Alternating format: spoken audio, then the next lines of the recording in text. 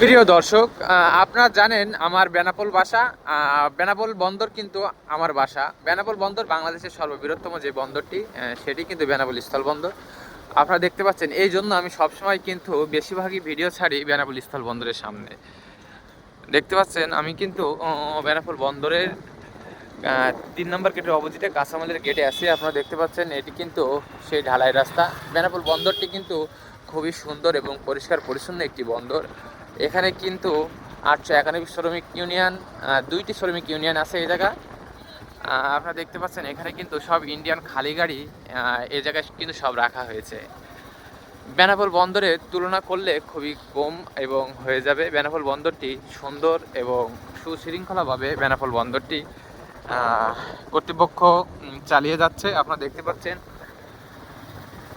চারিপাশে কিন্তু ভারতীয় যেসব ইন্ডিয়ান খালি গাড়ি আছে এবং লোড গাড়ি এখানে কিন্তু রাখা হয়েছে। বন্দরটি কিন্তু শুধু এতটুকুই না, বন্দরটি কিন্তু অনেক বড় বন্দর আমাদের এই বন্দরটি।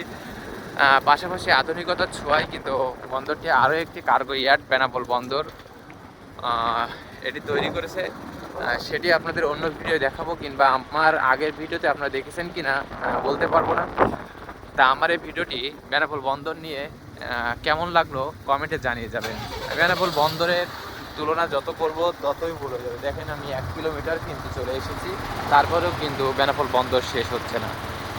ভিডিওটি ভালো লাগলে লাইক ও কমেন্ট শেয়ার দিয়ে পাশে থাকবেন। ভালো থাকবেন।